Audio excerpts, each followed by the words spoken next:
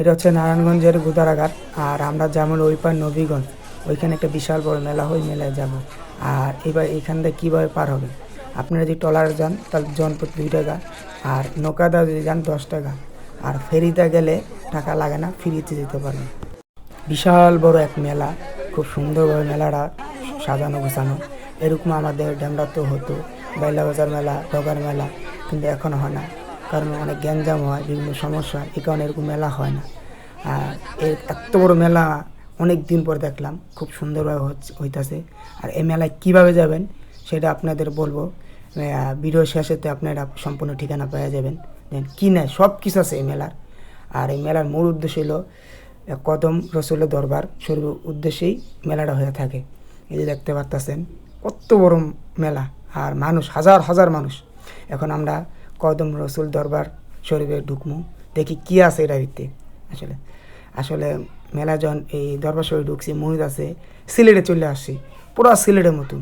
সবচেয়ে বড় কথা, এখানে কেউ সেজদা দিতে পারবে না, এই যে লেখা আছে সেজদা দেওয়া নিষেধ। এবং নামাজ পড়লে পাশে মসজিদ আছে, বিশাল বড় মসজিদে নামাজ পড়তে পারবেন। আর এখানে অসংখ্য কবরের অভাব নেই। যাই হোক, এটা সম্পর্কে আমি এতটা জানি না, এখানে আমি আমার বন্ধুর মাধ্যমে ঘুরতে আসি। আর যতটা দেখলাম এখানে খুব শিরক কমই হয়, যাই এটাই ভালো, শিরক না হইলেই ভালো। এত সুন্দর একটা মেলায় কীভাবে আসবো? এই মেলা আসতে হলে ঢাকা থেকে আসেন, যেখান থেকে আসেন, প্রথমত আপনার চাষারা আসতে হবে। চাষারা আইসা বললে হবে যে নারায়ণগঞ্জে গুদারাঘাট জামু নবীগঞ্জ, বললেই আপনাদের যে কোনো মাসে ওইখানে নিয়ে যাব। ওইখান থেকে বললে হবে যে নবীগঞ্জে মেলায় যা।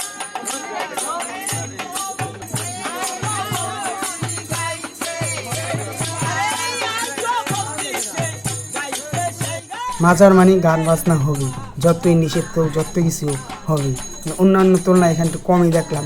যাক, আল্লাহ তালা সবার হেদায়েত দিক। মাঝারে যে নকশি করানো দেওয়ালের ভিতরে খুব সুন্দর দেখতে বোঝা যাচ্ছে, খুব পুরানো এইগুলি, বা অনেক আগের নকশি করা, যে কত সুন্দর নতুন করে আবার করছে নকশিগুলি। যাই হোক, আমাদের এখন যাওয়া পালা, এখন বাসায় চলে যাব। খুব ভালো লাগছে, মেলাটা বিশাল একটা মেলা, চাইলে আপনারা ঘুরতে পারবেন। আরও 15 দিন থাকবো এই মেলাটা, খুব সুন্দর একটা মেলা, চাইলে আপনারা আইসা ঘুরে যেতে পারেন।